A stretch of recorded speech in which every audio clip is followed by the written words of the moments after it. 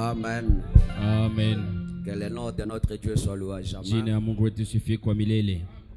Et qu'il nous bénisse richement ce matin. Na tubariki vile vile kwa utajiri ya asubuhi. Avant de passer à la lecture de la parole, Mbele ya kusoma neno, nous invitons le couple Jean-Louis de Tuna- monter avec l'enfant consacré à Dieu. tunaalika ndoa ya ndugu Jean-Louis pande na mtoto juu tumtoe mikono ya Mungu.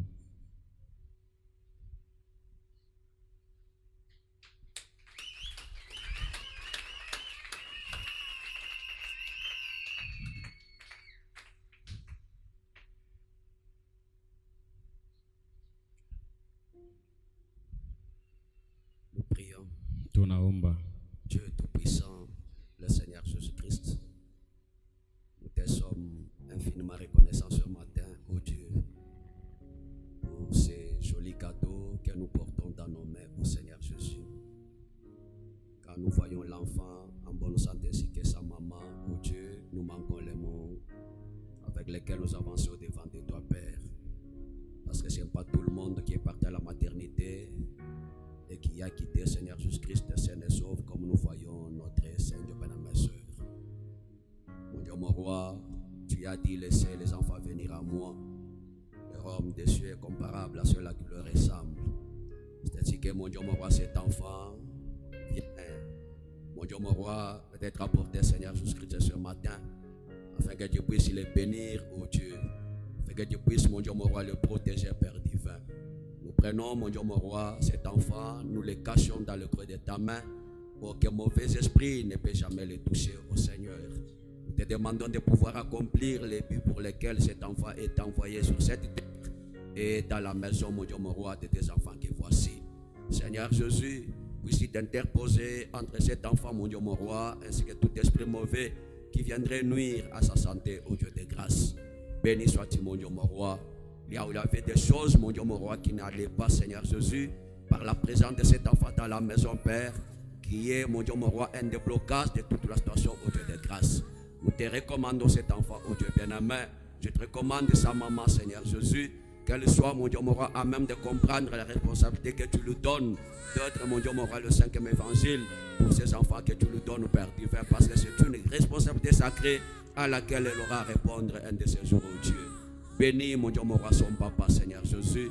Puisse le protéger, Père, afin qu'il soit en bonne santé pour travailler, en fait, et subvenir aux besoins de la progéniture que tu lui donnes, Père divin.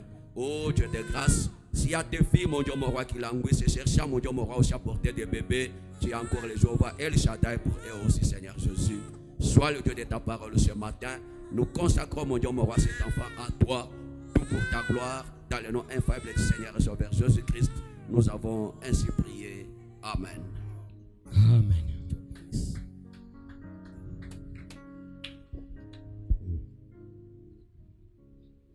Ok. Ndio. Que Dieu bénisse richement. Mungu amebariki kwa utajiri. Bénisse tous les témoignages donnés ici. Vraiment, ça réconforte. Asante jua hii ushuda ile wanatokea kuleta hapa iko naleta nguvu. Il est le même Dieu pour tout le monde. Iko Mungu moja moja jua bantu bote. Dieu, c'est un Dieu qu'il faut seulement comprendre dans la simplicité. Mungu ni Mungu paka inalomba kumshikia paka munyenyekevu. Dieu n'est pas compliqué. Mungu ashina wa mvuruko kabisa pana. Faites seulement ce que la parole de Dieu dit de faire. Vous verrez sa main dans votre vie. Mufanye tu kile sauti ya Mungu inasema ya kufanya, mtaona mkono wake mu maisha yenu. Un chrétien n'a rien, Mkristo ana kitu, mais il possède toutes choses. lakini anakuwa na bintu vyote. Parce que le créateur de toutes choses est dans son cœur. Kwa sababu muumbaji wa bintu vyote anakuwa mu moyo yake. Amen. Amen. Parce que frère Branham dit, Kwa sababu ndugu Branham anasema, une fois que vous devenez chrétien, wakati tu mnakuya Mkristo mara moja, toutes les choses sont en vous. bintu vyote vinakuwa ndani yenu. Elles ne sont nulle part mais en vous. Abina fashi ingine kama ndani yenu. Si vous comprenez seulement cela, vous ferez des grands projets. Kama et des grands succès. munelewa tu bile mutakuya na kavumu kabisa na mutenesha mamapo yenu yote. Amen. Amen. C'est surtout le côté humain qui nous dérange. lakini ni ngambo tu ile tunafanya chemuko ile ya bumuntu ile ndio yenyewe natuzuiza. Si je fais ça, Kama mimi nafanya hii je vais souffrir. nitateswa. Si je fais ça, Kama nafanya hii, mais si tu penses que tu le fais pour Dieu, lakini kama na wazia kusema unaifanyia ni Mungu, le Dieu est là, ule Mungu ule te montrera toujours qu'il est Dieu. atakuonesha kweli kweli ya kusema eko paka Mungu. Amen. Amen. On risque d'aller à une autre prédication. Tutawezi kwenda mu mahubiri Mettons-nous ingine. debout, lisons la Bible. Tushimameni bwima tusome Biblia.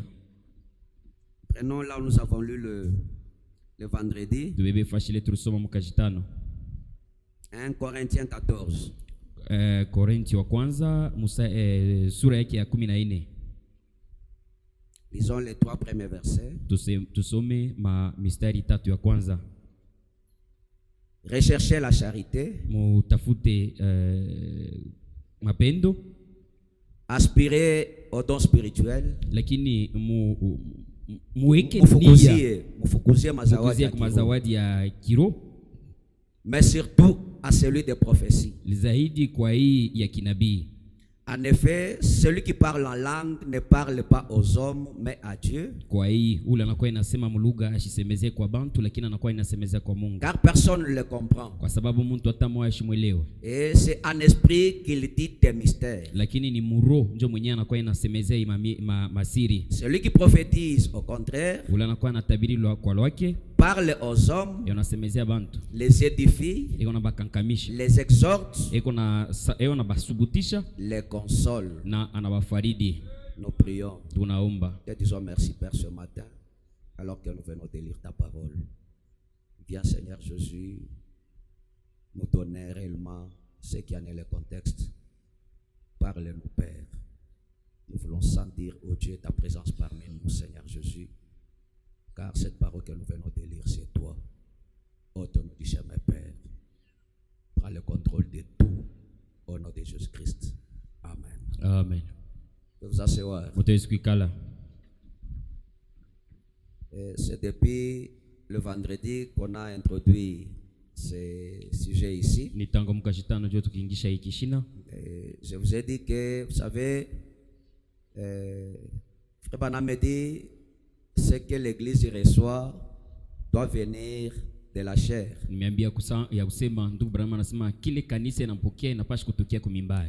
savez, même si la parole dit quelque chose, si la chair refuse ça, vous n'allez pas recevoir cela. Amen. Amen. La chair, c'est la porte d'entrée de toutes choses dans l'église. Je vous avais dit qu'il y a un temps où nous avons commencé à remarquer un peu les dons commencent à se manifester parmi nous. Nilimiambia kusema kusha kupita kwa muda au kunakuya muda fulani ile tunaona mazawadi ya Mungu inakuwa inatumika, inaanza kuonyesha mkanisa yetu. Vous savez, comme je pouvais le dire le vendredi, il y a beaucoup de gens qui disaient que non, là au Rehoboth, ils ne croient pas aux manifestations des dons. Unajua paka vile nilimiambia mkashitano kusema bantu wengine wanakuwa binasema kule ku Rehoboth abaamini kweli kweli mazawadi mkanisa. Frère Branham me dit, na ndugu bwana nasema, si vous reniez cela, donc vous reniez la Bible. Kama mnakatala ile ni kwamba mnakuwa mnakatala Biblia. Rehoboth Tabernacle, c'est une église qui croit le plein évangile. Rehoboth maskani ni ile inakuwa inaamini injili muutele yayo. Et tout ce que William Branham a parlé, nous le croyons. Na biote bile Branham anasema shitu kunaamini. Amen. Amen. Même si nous ne comprenons pas certaines choses, mais nous les croyons quand même. Hata kama tuelewe kweli bintu bingine lakini shitu naamini. Amen. Amen. C'est pourquoi ndio kwa maana ça veut dire que comme c'est aussi un domaine là où il y a beaucoup de choses. Nilimiambia sema sasa hivi ni mambo ndani yao mnakuwa bintu mingi. Et c'est quelque chose, c'est un domaine qui a fait beaucoup de choses mauvaises dans les gens, dans les chrétiens. Ni njia au maneno fulani inakuwa inatenda bintu bibaya katikati ya Bakristo. Or ce qui devait être une bénédiction parmi les enfants de Dieu. Kwa sababu hiyo ilipashaka kuya baraka katikati ya batoto wa Mungu. Parce que les gens ont privilégié les secondaires au lieu du primaire. Kwa sababu bantu wanabeba bintu bya pili na bei sana kushinda kintu kya kwanza. Amen. Amen. Parce que la première chose, c'est la parole. Kwa sababu kitu kia kwanza ni neno. Une église qui n'est pas assise sur la parole, Kanisa ile yenye kuikala pa neno sera toujours embrouillée dans les dons. ni kusema itakuya paka yenye kutegezika vile vile mu mazawadi. Amen. Amen. Est-ce que vous me suivez bien? Eti mnanifuata mzuri. Et nous avons commencé à parler. Na tukaanza kusemezea hapo. Paul dit, Paulo unasema recherchez la charité. mutafute mapendo. Et il y a point quand vous lisez dans la Bible. Na kama unasoma Biblia utaona sema naweka hapo nukta. Recherchez la charité. Mutafute mapendo. Aspirez au don spirituel. Mupende kwa au mutafute mazawadi ya kiroho. Mais surtout à celui de la prophétie. Lakini mutafute kabisa vile ile ya kutabiri. Recherchez la charité. Mutafute mapendo. Et la charité, Na mapendo c'est le meilleur de tous les dons. njoo zawadi mwema kabisa ushindie mazawadi yote. Amen. Amen. Et nous avons lu Na dans comment communier. Na tunasoma mu mawili ya kusema namna kanya kushiriki. Frère Branham nous a dit, Ndugu mimi anatuambia, je préférerais avoir une église mitapenda mikuwe na kanisa qui ne sait rien au sujet d'un quelconque don spirituel. Kanisa ile ijua mambo atamwe kwa ili nangara zawadi ya kiroho. Et qui est vraiment pleine d'amour. Lakini kanisa liko yenye kujoza kabisa vile vile na mapendo. L'amour là, les uns pour les autres. Mapendo ile kwa aba na bengine et pour Christ. Na jua Kristo vile vile. Frère Branham me dit, na tuko mimi nasema, je préférerais avoir cela mitapenda kuwe na ile plutôt que d'avoir chaque don spirituel opérant dans l'église. Bafashi ya kuwe na zawadi yote ya kiroho ile inakuwa inatenda mkanisa. Amen. Amen. Au lieu d'avoir tous les 9 dons. Bafashi ya kuwe na mazawadi yote 9. Moi Branham, je préférerais avoir une église qui a l'amour. Mimi Branham nitapenda kuwe na kanisa yenye kuwa na mapendo. Est-ce que vous me suivez bien? Eti mnanifuata mzuri? Frère Branham me dit, na tuko mimi nasema, maintenant, sasa cela peut sembler trop fort. Ile itawezi kuonekana saa ya nguvu kabambi. Mais je préférerais plutôt cela. Lakini mimi Branham nitapenda ile. Frère Branham me dit, na tuko mimi nasema, là où il y a les dons, bafashi ile pema mazawadi, les dons failliront. Mazawadi itashindwa. Amen. Amen. Ils failliront. Itashindwa siku moja. Là où il y a les dons, bafashi ile pema mazawadi, ils causeront de la confusion. Lakini italeta mvurugo siku moja. Amen. Amen. Là où il y a des dons, bafashi ile pema mazawadi, ils peuvent être remis en question. Ni kusema batawezi kuanza kudiswali biku vya kweli au vya bongo. Voyez? Mnaona? Mais là où il y a l'amour, il y a les dons parfaits. Lakini fashi ile pema mapendo panakuya zawadi kamili. Amen. Amen. Si vous avez l'amour parfait, kama mnakuwa na mapendo kamili, na ndugu Branham inasema, vous auriez des dons parfaits. Mutakuwa na mazawadi kamili. Amen. Amen. Parce que cet amour-là, c'est Dieu. Kwa sababu ile mapendo ile ni Mungu. Dieu, c'est la perfection. Mungu ni ukamilisho. Et la perfection produit le parfait. Na ukamilifu inakuwa inaleta kamilifu vile vile. Amen. Amen. Écoutez. Musikieni. La Bible dit, Biblia unasema, les dons et les appels sont sans repentir. Zawadi na mwito inakuwa yasipo kutubu. Même les païens en ont. Hata bapagano beonayo. Amen. Amen. C'est pourquoi le message de Branham, nous ne privilégions pas beaucoup les miracles par rapport à la parole. Les miracles, il y en a partout. Les prophéties, il y en a partout. Mais la parole n'est pas partout. Est-ce que vous me suivez bien? Même un païen peut vous donner un songe correct. Même un ivrogne, il naît avec ça. Amen. Amen. Maintenant pour un chrétien, lorsqu'il a le don et il commence à marcher correctement, et Dieu bénit son âme, Dieu commence à l'utiliser correctement. Est-ce que vous êtes avec moi? Parce que Dieu contraint même les païens à donner des messages. Je me rappelle un pasteur. Dieu voulait qu'il prêche la parole, mais lui résistait. Il disait que non, moi je vais continuer à faire mes études. Il était même étudiant à Kinshasa.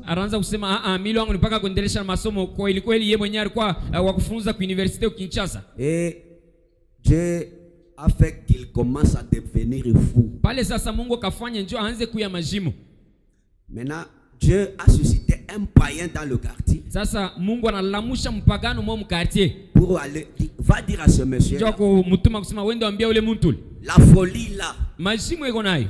C'est parce que je lui ai beaucoup parlé, il m'a résisté. Ni njumi na msemezea mingi ene anitumikie lakini anakatala. Qu'il rentre au village. Arudie kumugini. Quelque part. Fashi fulani. Qu'il commence à travailler pour moi et la folie va terminer. Aanze kunitumikia pale pale majimu itamumalizika. Et quand on est venu lui dire. Na wakati wanakuwa kuambia ule muntu. Il regarde ce qu'on lui avait toujours dit. Anangara paka bile barkwa be na mwambia. Quelqu'un qui ne connaît pas. Muntu la shijue. Et qui est venu lui dire la même chose. Ule shikujue ile maneno na kwa kumwambia paka vile vile mambo ya kweli. Il a dit c'est la vérité. Anasema hii ni ukweli. Il est rentré. Anarudia. Il a commencé à servir Dieu. Anaanza kutumikia Mungu. Et la folie était partie. Majimu vile vile inaenda. Dieu parle tantôt d'une façon ou d'une autre. Ni kusema Mungu anakuwa anasema namuna muhii saa zingine namuna nyingine. Voyez? Unaona? Frère Branham me dit. Na tuko mimi nasema. Alors travaillez d'abord avec l'amour. Kweli kweli mtumikishe kwanza kwa mtumike kwanza na mapendo. Et l'amour suscite la communion. Na mapendo italamusha ndani yenu ushiriki. Et la communion produit les dons. Na ushiriki ndio yenyewe inakuwa inazala sasa zawadi. Est-ce que vous me suivez bien? Eti mnanifuata mzuri. Qu'est-ce qui produit les dons? Ile kuna zala mazawadi ni nini? La communion. Ni ushiriki. Et on ne peut pas avoir la communion s'il n'y a pas l'amour. Hatuwezi kushiriki pamoja wakati ile katikati yote hamna mapendo. Et vous ne pouvez pas avoir l'amour sans avoir Dieu. Na huwezi kuwa na mapendo bila kukatala kuwa na Mungu hapana. Parce que Dieu est amour. Kwa sababu Mungu yeye mwenyewe ndio mapendo. Amen. Amen. On peut pas trouver une église hatuwezi kukutanisha kanisa moja là où il y a le sœur qui se critique, mule muko badada banashimangana, le frère qui des escrocs, bandugu banaume bamwishi benye byo naiba na masauti yao. Voyez? Mnaona? Et on commence à chanter comme ça, alléluia moi Dieu. Ça ce n'est pas Dieu. Tunaanza kuimba hivi, jo huyo analamuka kule anaangusha kichi, Mungu anasema. Huyo analamukia kwa anaangusha kichi, Mungu anasema. Ule ana Mungu. Même un sorcier peut avoir un don réel. Hata mloja hawezi kuwa na zawadi ya kweli. Amen. Amen. Surtout zaidi, les gens qui ont beaucoup de dons dans beaucoup d'églises sont des sorciers. Bantu ba mingi beko na mazawadi mu makanisa yetu unaona, ba mingi ni bachao baloji. Les dons authentiques sont rares. Zawadi ya kweli inakuwa ya kubalula. Amen. Amen. Et une église qui se fie beaucoup au don par rapport à la parole, cette église-là n'a pas la parole. Na kanisa ile inakuwa yenye kuraria vile vile kwa mazawadi kutosha kwa neno. Ile kanisa ile haina neno, haina na Mungu. D'abord la parole. Kwanza neno. Et les dons doivent suivre après. Mazawadi inapaswa kufuata nyuma. Est-ce que vous êtes avec moi? Eti muna mi pamoja. Là, j'aimerais que vous me suiviez très bien. Pale sasa mitapenda mnyeleo mzuri. La parole de Dieu. Neno ya Mungu. Que Dieu entre dans ton âme. Mungu aingie kwanza munafsi yako. Que tu sois baptisé dans le corps du Seigneur. Kwa mwenye kubatizwa mu mwili ya Bwana. Là, Dieu va te donner ta place. Pale sasa Mungu atakupatia nafasi yako. Et ça ne sera pas compliqué. Lakini haitakuwa ya mvuruko. Rabana me dit, na ndugu mimi nasema, nous avons lu dans 2 Timothée. Tunasoma mu 2 Timothée 20. 2 Timothée 20, oui. 2 Timothée 2:20. 2 Timothée ya pili mstari makumi mbili. Je répète un peu pour ajouter quelque chose. Nuna semulula moja ku, parce que nous sommes dans cette étape de dire aspirer, comment on aspire. Kwa sababu tuko mwiki kipande ya kusema namna kani kupenda, namna kani kuya ina ile nia. Mnaona? La Bible dit, na Biblia unasema, dans une grande maison, munyumba mwa munene, il n'y a pas seulement des vases d'or et d'argent. Amuna paka vyombo ya dhahabu na fedha. Il y en a aussi de bois et de terre. Lakini munakuya vyombo bingine bya michi na ya bulongo. Les uns sont des vases d'honneur et les autres sont les vases d'un usage vil. Vyombo bimoya binakuya sasa vyombo bya bei kabisa, ibi bingine binakuya bya kutumikishia amo bintu bimoya bya buchafu. Voyez? Mnaona? Si donc quelqu'un se conserve pur, kama muntu tu anarichunga safi, en s'abstenant de ces choses, mukujichunga kuibi bintu, il sera un vase d'honneur sanctifié, utile à son maître. Atakuya sasa kiombo kimoya kia bei kabisa, kienye kutakaziwa, kile mwenye nakyo ataweza kutumikisha, propre à toute bonne œuvre. Kienye kuya safi jua kutumikisha bitendo vyote. Est-ce que vous avez lu ensemble avec moi? Eti mnasoma na mimi pamoja. Un vase d'honneur, kiombo kia bei, Un vase est un usage vil. Na kiombo kile tunatuwezi kutumikisha mbitu moja ya buchafu. Mais tous ces vases-là dans la grande maison. Lakini ile vyombo vyote vyenye kwa ndani ya nyumba. C'est le maître de la maison qui a mis ces vases-là. Lakini ni mwalimu wa nyumba, mwongozi wa nyumba tu anaweka bile mnyumba yake. Et tel que nous sommes ici, na paka vile tuko hapa, nous sommes des vases. Tuko ni vyombo. Vous pouvez être un vase d'honneur. Utaweza kuya kiombo saa zingine kia bei. Un vase d'un usage vil. Saa zingine utaweza kuya sasa kiombo kimoja cha kutumikisha mo bintu abuchafu saa zingine. Amen. Amen. Tu es dans la maison de Dieu. Uko mnyumba Bwana. Mais tu es un pot. Lakini unakuya ni po. Mais tu es dans la maison. Lakini uko mnyumba. Pour un usage vil. Njoo kutumikishwa na makazi ya bubumbafu ya buchafu. Dieu ne peut pas entrer dans un homme, dans une femme. Na Mungu hasiwezi kuingia ndani ya mtu mwanaume au mwanamke. Sans que ces personnes soient des vases d'honneur. Bila ule mtu au wale bantu bakuye sasa vyombo wa bei. Quand Dieu entre dans ton âme, il t'honore. Wakati Mungu anaingia mnafsi yako, anakuwa na kuheshimisha. Ta vie doit l'honorer. Ni kusema maisha yako inapaswa kumheshimu Mungu. Est-ce que vous êtes avec moi? Eti mnami pamoja. Soyez des vases d'honneur. Mkuye kuma vyombo moya heshima au yenye ya bei. Les gens qui manifestent Dieu. Bantu wale bego naonesha Mungu. Est-ce que vous me suivez bien, mes frères? Parce qu'il n'est pas dit c'est toujours tel, c'est toujours tel. Non. Vous savez, Dieu utilise la personne selon la façon dont cette personne-là se conserve. Mungu anakuwa inatumikisha mtu kufuatana na ule mtu mwenye eko nalichunga. Frère Branham nous a dit, na ndugu anatuambia, dans le temps de la moisson, mumahubiri ya kusema wakati ya mavuno, il dit le potier, eko nasema muvinaji. Romains 8, Romains 8, il dit, eko nasema, est-ce que l'argile peut dire, eti budongo butaweza kusema, fais-moi comme ceci, comme cela? Oh, unifanye kwa hivi, unifanye kwa hivi. Non. Hapana. Dieu doit manifester tous ses attributs. Mungu anapaswa kuonesha yenyewe bile bina mshindikisha. Ainsi, na hivi, il a dû faire un vase d'un usage vil. Na hivi akafanya sasa yenyewe kiombo cha kutumikishwa binti wa bumbafu. Et un autre d'honneur. Na ingine sasa ya bei kabambi. Pour mettre celui-ci en relief. Njoo kuweka sasa hii yulu. Voyez. Unaona? Évidemment. Na kweli kweli. Eh bien. Na mzuri. Il est le souverain. Eko mwenyewe wa kubichwa wa juu. Personne ne peut lui dire quoi faire. Ni kusema mtu asiwezi kwa kumwambia sema unapaswa kufanya hivi, unapaswa kufanya hivi. Il nous a créés différents. Anatuumba bakuachana. Même il dit. Lakini unasema même les étoiles sont différentes les unes des autres. Hata nyota ya yulu hii tunaona inakuwa ya kuachana hii na ile. Voyez? Mnaona? Une étoile nyota moja est différente l'une d'une autre. Inakuwa ya kuachana kwa hii na ile. Frère Branham me dit, vous savez? Na ndugu mimi nasema mnajua? Même au ciel. Hata kumbingu kwenyewe. Il y a une différence.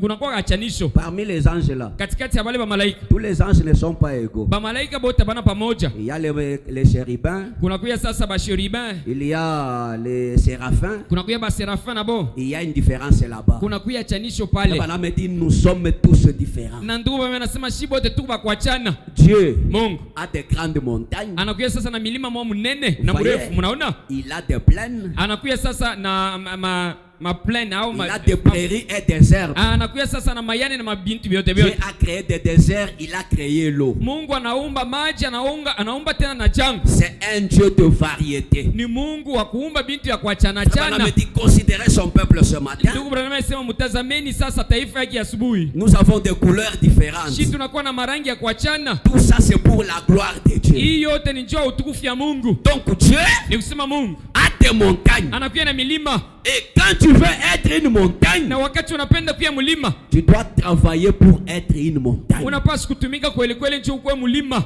Tu ne peux pas travailler petit pour être une montagne. Hawezi kutumika kidogo tu juu kuye sasa mlima atashi Et toutes ces capacités là Dieu les a mises en vous. Uwezadi ile yote ile Mungu anaweka ndani yenu. Voyez? Unaona? Branham me dit. Na ndugu mimi nasema, il est un Dieu de variété. Eko Mungu wa bintu ya kuachana chana. Je pense qu'il a fait la même chose parmi ses prédicateurs. Na wazia sana fanya kitu moja moja katikati ya bahubiri baki. Il y a toujours des variétés. Huko paka bintu ya kuachana. On ne prêchera pas de la même façon. Si bota tutahubiri na muna moya moya. On ne comprendra pas le message de la même façon. Na vile vile kuelewa mchumba tutaielewa vile vile. Chacun est particulier dans sa spécialité. spécialité. Mtu wote anakuya sasa na namuna yake ya kipekee kufuatana na vile Mungu alimuumba. C'est ça Dieu. Jo Mungu ule C'est pourquoi sasa. même dans l'église, Jo kwa maana tamu kanisa. il a mis 9 dons. Anaweka sasa mazawadi 9. Chacun est particulier dans sa spécialité. Ni kusema zawadi moja moja inakuwa ya kipekee kufuatana na vile Mungu anaiweka. Oui. Ndio. Tu ne peux pas dire. Hawezi kusema,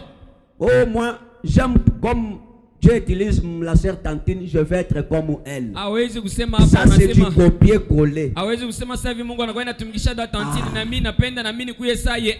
Ile inakuwa ya kipekee vile Mungu anapenda mtumikisha. Voyez? Mnaona? Voyez? Donc Dieu Ni kusema Mungu a beaucoup de choses. eko na vitu mingi.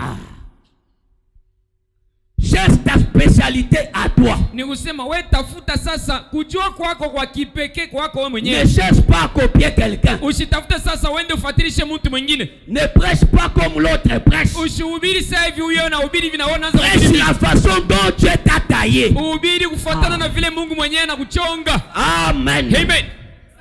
Voyez mes frères. Mnaona wa ndugu yangu? Bwana amedi. Na ndugu mimi nasema faites attention. Mukeba ange. Le Saint-Esprit n'est pas une force sceptique. Roho Mtakatifu haina kimbotela. Non. Hapana tu. Il est dit non. Wanasema hapana. Le cœur qu'occupe le Saint-Esprit ni kusema moyo ile Roho Mtakatifu inakalamo est rempli de sainteté, de pureté. Iko yenye kujazwa vile vile na mtakatifu na safi yote. Il ne pense point au mal. Lakini ile roho haiwezi kuwazia kubibaya. Il ne fait point le mal. Lakini ile roho haifai bibaya. Il y croit toutes choses. Iko naamini kitu kyote. Il endure, il est longamine. Lakini unakawia, iko na kawa vile vile. Amen. Amen. Iko na vumilia. Amen. Amen. Parce que Dieu doit te tailler. Kwa sababu Mungu anapaswa kukuchonga. Pour que tu deviennes à la stature d'un homme parfait. Jo kuya sasa mtu mmoja kamilifu. Tu deviens un temple dans lequel Dieu peut habiter. Unakuya sasa ni nyumba ile Mungu ataweza kwa kugeti ndani. Dieu peut commencer à parler au travers de toi. Mungu ataweza kuanza kusemezea kupitia wewe. Il commence à voir au travers de toi. Anaweza kuanza kuona kupitia wewe. Parce que tu n'es pas une force sceptique. Kwa sababu wewe una kimbotela. Voyez? Mnaona? Comment on aspire? Namna kanile tutaweza kupenda. Donc, un cœur que Dieu occupe doit être pur, rempli de sainteté. Ni kusema moyo ile Mungu yeye mwenyewe anageti ndani yayo. Ni kusema ile moyo inapaswa kuya ya usafi na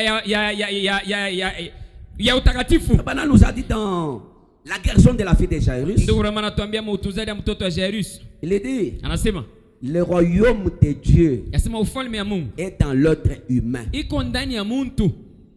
Vous voyez? Mnaona? Jésus a dit, je suis le cep, vous êtes les sarments. Yesu anasema mimi niko muchi mamu matawi. Le cep ne peut pas porter du fruit. Muchi haiwezi kuchunga matunda. Ce sont les sarments qui portent du fruit. Lakini ni matawi ndio yenye yanachunga matunda. Dieu ne peut pas lui-même porter du fruit. Mungu na yeye vile vile tu hasiwezi kutosha au kuchunga matunda vile. Il faut que ça soit l'église. Inalomba ikuwe kanisa. Amen. Amen. Parce qu'on peut voir quelqu'un il dit, kwa sababu tuwezi kuona mtu anasema je cherche une église où il y a Dieu. Oh, mimi natafuta kanisa mule ndani mko Mungu. Bon, je ne sais pas. Lakini mimi chez vous, unatoka kwako. Vous trouvez Dieu assis là. Unaingia mkanisa unampata Mungu abenyari cha kuikala. Venez, je suis là. Mungu je unakuambia sema kabengele kuya sasa mimi huyu. Bon. Vous devez comprendre que c'est vous qui amenez Dieu ici. Mnapaswa kuelewa na kujua kusema ni mweche mnaleta Mungu. Voyez? Mnaona? Vous dites que l'autre peut aller plus loin pour dire notre pasteur n'a pas Dieu. Mwingine ataweza kwenda na mbara anasema hata vile unaona yona tatarika ana Mungu. Donc si je n'ai pas Dieu, j'ai le diable, n'est-ce pas? Lakini kama shina na Mungu ni kusema niko na shetani hapa niko. Voyez mes frères. Mnaona? C'est vous qui êtes censé amener Dieu. Ni mweche mnapaswa kuleta Mungu. Est-ce que moi je vais bien? Eti unanifuata mzuri. Vous ici. Mwe hapa. Parce que vous êtes les branches de Dieu. Kwa sababu mwe mnakuwa matawi ya Mungu. Vous devez porter les fruits de Dieu. Mnapaswa kuchunga na kutosha matunda Mungu. Mais ce que nous faisons, lakini kile kitu tunafanya, nous donnons beaucoup de temps à des choses futiles par rapport à Dieu. Tunabeba wakati munene na mingi tunapatia bintu vya bule pafasha kumpatia Mungu. Amen. Amen. Frère Akatishia pa TikTok. Tu na kwa busubu. Hapo na kuyo sha kwanza kulala. Et tu viens à 7h tu commences à dormir. Vous voyez? Unaona? au kuombe bushiku. Tu n'as même pas prié la nuit. Mais unakuya unatafuta sasa Mungu aseme na wewe. Hata moi. Pour que Dieu puisse t'utiliser. Ile mecho yako bila oriona bile. Tunapenda Mungu akwa bebe tena ile mecho aoneye moteni. Comment comme ça? Namuna kani vile. Mais il y a aussi quelqu'un. Lakini kukutana mtu fulani. Toute la nuit il prie. Usiku mzima yuko panaomba. Il jeûne par semaine. Et unafunga vyakula mjuma. Et tu veux que Dieu t'utilise comme lui. Lakini unapenda Mungu akutumikishe vile unamtumikisha yeye. Ça ne se fera jamais. Haitafanyika kamwe. Voyez? Mnaona?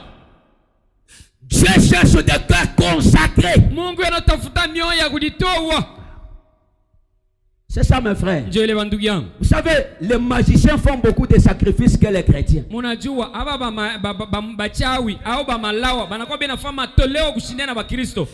font beaucoup. S'ils étaient des chrétiens, on serait déjà enlevés. Oui. Mais nous, les chrétiens sont le véritable paresseux.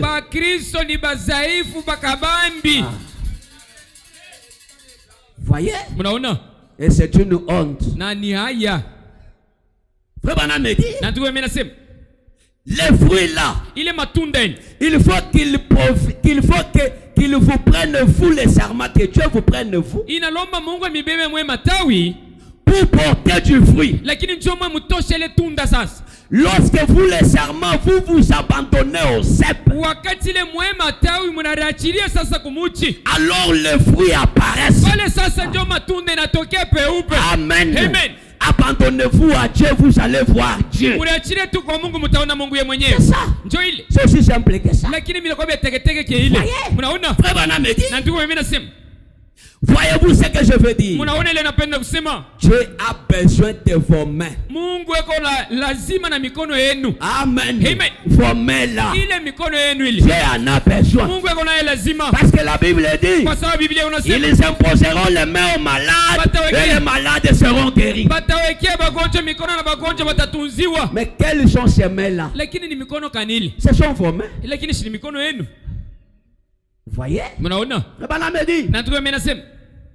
Il a besoin de vos yeux. Si Dieu veut voir, il voit au travers de vous. Oui. Si Dieu veut parler, c'est votre bouche, c'est vos langues. Abandonnez-vous à lui. Voyez? Il a besoin de vos oreilles. Dieu a besoin de ça. Frère Branham me dit, il a besoin de vos pieds, afin qu'il puisse porter du fruit par vous. Donc quand Dieu opère par vous, ce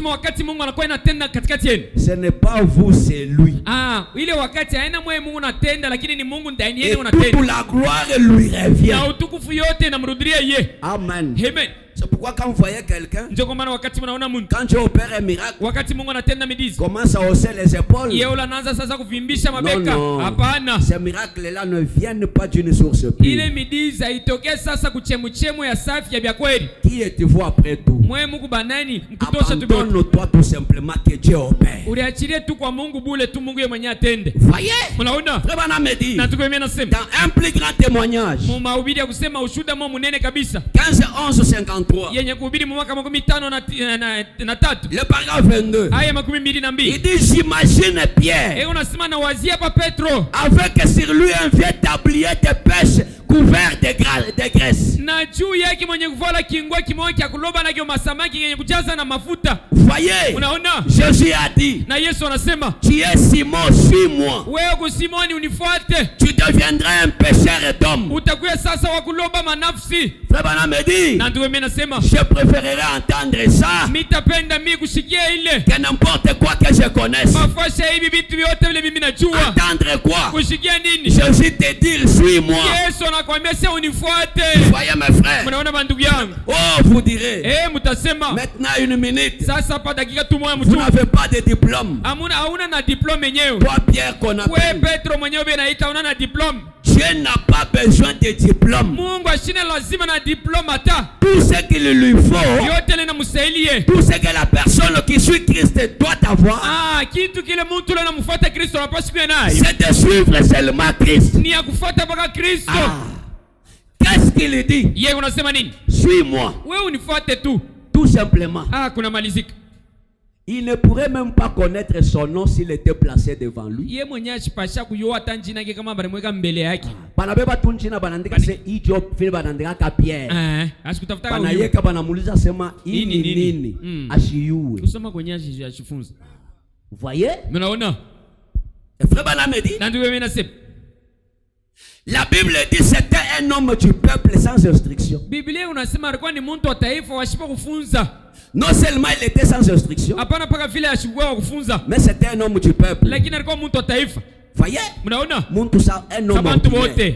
Il était à la fois un homme du peuple sans instruction. Kweli kweli mala moya alikuwa mtu sa mtu wote wa bulebule, lakini masomo yenyewe ashifunze. Voyez? Mnaona? Mais quand il franchissait la porte, appelait la belle frère, fermez la porte là, vous nous dérangez. Voyez? Mnaona? Quand il franchissait la porte, lakini wakati akatambuka ile mlango, la porte appelait la belle. Ile mlango yenye kuitwa njina mzuri. Voyez? Il a dit à cet homme, regarde-moi. Na akamwambia ule mtu asema unyangalie. Je n'ai ni argent ni or. Sina ni fedha ni yenye hesabu. Mais c'est que je te le donne. Lakini ile Mungu naye nakupa. Au nom de Jésus-Christ, lève-toi et marche. Jina Bwana Yesu Kristo, simama na tembea. Oh. Hey. Frère Branham dit un soir. Ndugu mimi nasema magharibi moja. Quelqu'un dans l'église. Mtu mmoja mkanisa. S'est mis à faire l'hypocrite dans l'église. Akaliweka pale kwanza kufanya bunafiki mkanisa mule. Il est venu dans la ligne de prière. Anakuja sasa mumstari maombi. Il y avait un certain cas. Lakini kulikuwa maneno fulani. Il a dit. Na anasema. Pierre a dit. Petro anasema. Pourquoi le diable a-t-il placé dans ton cœur de mentir à Dieu? Njoo nini Mungu anaweka fashi mumoyo ya shetani anaweka mfashi ya kufashi moyo ya kulanda Mungu. L'homme est tombé mort. Na ule mtu anaanguka anakufa. C'était Anania. Ilikuwa ni Anania. Sa femme Saphira est venue. Na bibi yake Safira anakuya. La même chose s'est répétée. Kitu kimoja kinafanyika tena. Et alors ces gens ont regardé ce vieux pécheur. Na wale bantu wanangara sasa mlobadi ule wa zamani na mzee ule. Savez-vous ce qu'ils ont dit? Mnajua kile wanasema? S'il avait un certain grand diplôme auquel se fier, lakini kama alikuyaka kwa tana diploma munene ile alipaswa kuonesha, il aurait quelque chose dont il pourrait se glorifier. Na alipaswa kuwa na kitu fulani kufanya kitu fulani kile mwenyewe alipaswa kulitukuza naki. Mais Dieu, lakini Mungu a pris un rien. Anabeba mtu abule. Et en a fait quelque chose. Na anamfanya na kwa fulani. C'est la manière de Dieu d'agir. Ndugu brama sema njoo namuna moyo ya Mungu ya kutenda. Il prend juste ce qui n'est rien pour en faire quelque chose. Eko nabeba tu kitu kiashiwo bei na kipatia bei. Et quand vous pouvez devenir rien à vos propres yeux, wakati leo utawezi kuya waabule kumacho yako, alors Dieu vous devenez quelque chose aux yeux de Dieu. Pale sasa kumacho wa Mungu ndio unakuwa kitu kia bei. Frère Branham dit, ndugu mimi nasema, souvenez-vous toujours de ceci. Mkumbukeni zaidi mpaka kwa hii. Amen. Amen. Pour monter, il faut descendre. Njoo kupanda kwanza na lomba unarishusha. Celui qui s'élève sera abaissé. Lakini ule unalipandisha watamshusha. Celui qui s'humilie sera élevé. Ule mwenye kuwa mnyenyekevu watampandisha. Frère Branham dit, na ndugu mimi nasema, aimez-le donc tout simplement de tout votre cœur. Mumupendeni tu na moyo wenu mzima. Oubliez tout ce que vous connaissez. Musaulike yote ile mnajua. Au sujet de toutes les autres choses. Kwa maneno ya hivi vitu vingine. En dehors de Jésus-Christ. Kutosha Bwana Yesu Kristo. Allez simplement de l'avant. Mwende tukumbele mweye. Et aimez-le. Na mumupende. Travaillez pour lui. Mumutumikie. Servez-le. Mumutumikie tu. S'il veut que vous soyez un paillasson. Kama anapenda mama mkwe kikolopo. Kakupomputia mvumbi. Kikolopo kile banawekaka kumulango kile kia unaingia vous entrez comme ça, vous époussez un peu de la poussière. Ni usema po kuingia unapumputa potopoto au mvumbi yako pale. Si Dieu veut que vous soyez ces paillassons là. Kama Mungu anapenda uko kikoloporo kia kumulango kile. Soyez tout simplement les paillassons. Kuya paka vile kikolopo kia kumulango. Tout ce qu'il veut que vous fassiez, faites-le. Yote bile Mungu atapenda mufanye mubifanye. Amen. Amen. Parce que tout le monde veut toujours être quelqu'un. Kwa sababu bantu bote au muntu wote anapenda kuya kwa fulani. Frère vient à l'église. Ndio anakuwa kanisa. Frère hapana. Si Dieu ba uisie ikala ko hapa hivi na hivi. Frère anangra uisie sio kumpika na lupu.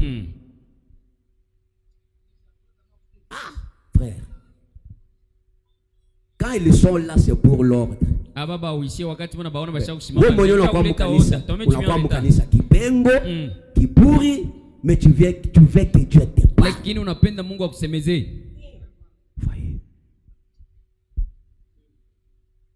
Si tu veux être élevé, kama unapenda unyanyuliwe, abaisse-toi. Wewe urishushe kwanza. Oublie tout ce que tu connais. Saulika biote bile unajua. Que Dieu travaille au travers de vous. Na Mungu sasa kwe karibu atumike na wewe. Dieu agit parmi les simples. Mungu anatumika katikati aba bantu banyenyekevu. Amen. Amen. Les orgueilleux sont dans le monde. Ni kusema aba ba madivuno beko ni mudunia lo hapo. Ceux qui veulent qu'on les voie, qu'on parle d'eux. Bali banapenda babaone, bayua sema yeye yafunza masomo hivi, eko na aibi, beko ni mudunia. Mnaona? Faites ce que Dieu vous dit de faire. Mufanye tu kile Mungu ananiambia ya kufanya. Dieu a pris Pierre. Mungu anabeba Petro. Frère Branham me dit il vendait des poissons sans, il ne connaissait même pas signer son nom sur la facture. Ndugu Branham sarikuwa na ushisha samaki hata kupika kistari kia njina yake kweli kweli pa facture ile na ushisha samaki shiu. Cet homme Pierre, ule muntu Petro, c'est à qui Dieu a donné les clés du royaume. Ndio mwenyewe ule Mungu anampatia sasa fungulo ya ufalme. Il lui donne ça. Anampatia hiyo. Un homme sans instruction. Ni kusema mtu asipo ule asikwende umasomo. Dieu prend des choses insignifiantes. Mungu anabeba bintu vya sipo bei. Si vous voulez aspirer à de grandes choses dans les choses de Dieu, devenez rien. Kama mnapenda kupata kuweza bintu binene kumbele ya Mungu, mkuye mbeba bantu wa chini. Dans la grande commission, muma ubiri ya kusema kazi munene. Frère Branham me dit. Ndio mimi nasema. 1er mars 53. Yenye kuhubiri mwaka 53. Le paragraphe 36. Aya 36. Il dit, c'est comme le disait le membre du congrès Abshao. Et on a sema inakuwa vile vile sasa hivi bantu benye mamba. Le membre c'est une personne qui parlait. Le frère Abshao. Mwenye mamba huyu wa msaniko ya Afshart vile vile. Le nom c'est le sénateur Abshao. Njina ule muntu ni sénateur vile vile. Il disait, alikuwa inasema, vous ne pouvez pas être ce que vous n'êtes pas. Amwezi kuya kile amuna.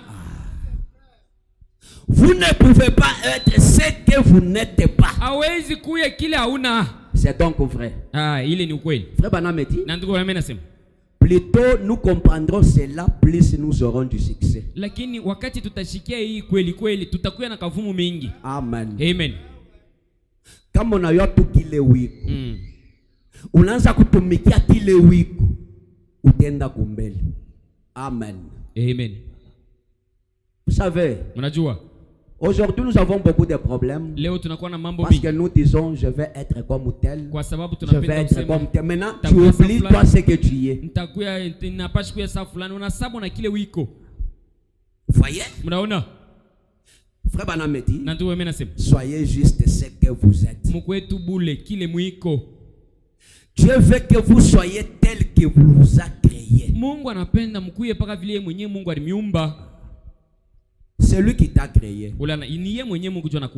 Quand il t'a créé comme ça, il veut que moi, j'aimerais que quand je vois John comme ça, c'est l'original. Ni kusema yeye mwenyewe wakati aliniumba hivi niko. Alisema John atakuja paka mfupi hivi. Voyez? Mnaona? Maintenant, Dieu regarde. Sasa Mungu anaangalia.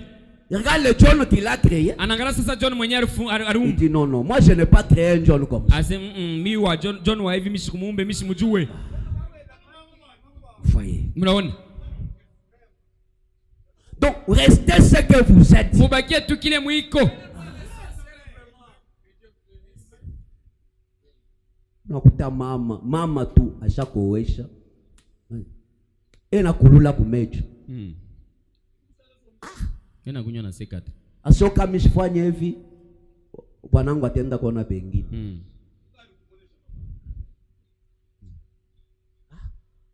En grave vile unakulula kumecho, unavala ma lunette. Tunaanza kukuangalia, unaanza tushiriki.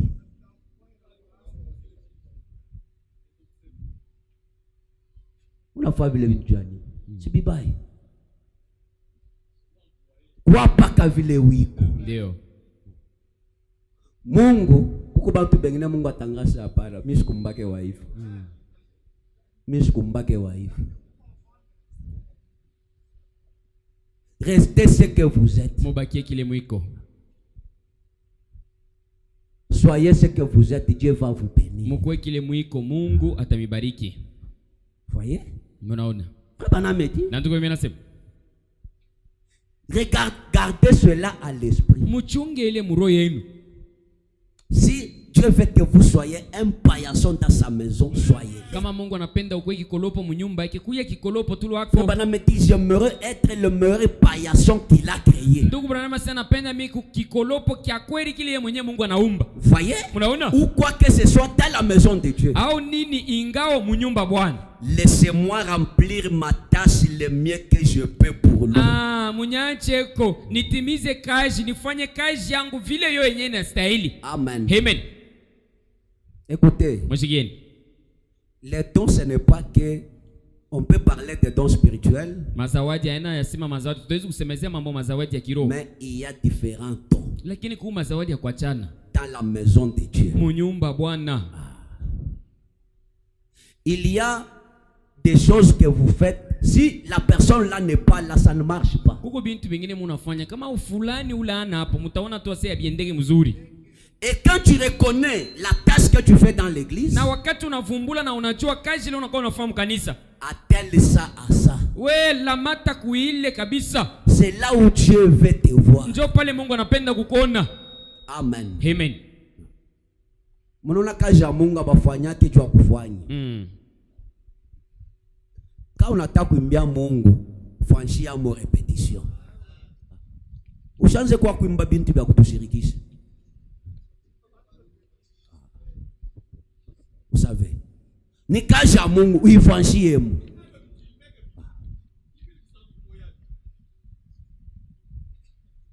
Donc Mungu ndio kufanyia kazi na mwetu mote mule tukunamu. Hakuna mwingine wa kufanyia vile. C'est comme ça. Njoo ile. Donc, et quand tu chantes pour Dieu, na wakati unamwambia Mungu, c'est un don. Ni zawadi Mungu anakupa. Et quand tu chantes là, tes chansons là bénissent nos âmes. Na wakati unaimba vile, ile mamimbo hiyo inabariki manafsi yetu. Si vous chantez mal, kama mnaimba mbaya, on ne va pas bien prêcher. Shibenya tutahubiri mzuri, shiba pastori huko. C'est comme ça. Njoo ile. Tout doit être parfait. Yote vinapaswa kuwa kamili. Amen. Amen. Donc, chaque tâche, chaque chose à sa place. Ni kusema kazi yote iko nafasi yayo. Ce n'est pas que kanisa isha kwanza, jo mnaanza tufasha ma micro pop. Kanisa isha kwanza. Donc, le culte est dérangé. Ni kusema pale sasa ibada yote unayalabisha. Dieu n'est pas comme ça. Mungu ashina vile. Soit tunabifanya, soit tunabiacha. Soit on le fait ou pas. Voyez mes frères. Si y a quelqu'un de faire quelque chose avec finesse, c'est Dieu. Kama kuko muntu lotezi kufanyia kazi na roho yote mzima shini Mungu. C'est comme ça frère. Njoo ile bandugu yangu. Répétition au kufanya. Mais on appelle uimbe bien. Utaimba je. On n'improvise pas les choses avec Dieu. Na usema hawezi unikala hivi saa, ese na shiji juu wenyewe tulishakubiwa kabisa. Tuba prêtre. Et tout ce qui se fait dans la maison de Dieu, c'est par la consécration. Na biote binafanyika mnyumba Bwana ni kulitoa tu kwa Bwana. Hata babe na filmer. Même vous qui filmez là-bas. Voyez. Et puis na are a peko nona mafutu bolo sana. On a ce frère na sema je suivais un frère. C'est le 23. Bon, c'est le 23 quand tu as nini, c'est le 23. Et vous pensez c'est le 23. Donc à chaque c'est le 23 quand tu Oh, unayoa Barcelone. Unayoa hivi. Mimi nafanya semblant, mimi nasema ndio vile. Mais après quoi? Kisha ile. Jo unakuya, unafilime mukanisa. Tuase tuombeni, unakuwa unaisha nafasi kushere unaomba. Pale tunatoka, unaenda ku Barcelone. Unaenda ku Bayern de Munich, unaenda huko. Unaenda na ku Real. Huko na tucheze.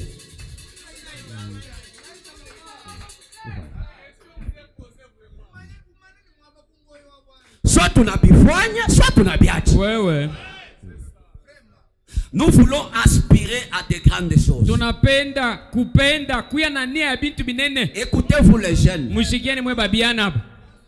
Quand vous donnez toute votre jeunesse à Dieu, wakati ile mnabeba buyana bwenu bote mnabutoya Mungu, c'est une garantie pour toute ta vie. Lakini inakuya sasa ni garantie unaleta jwa maisha yako yote mzima. Dieu doit te récompenser pour la jeunesse que tu lui as donnée. Mungu atakulipaka jwa buyana bwako mule unamtoea. Écoutez, mushikieni. Usikwe kwa bia Mungu na bia bukiana. Wewe.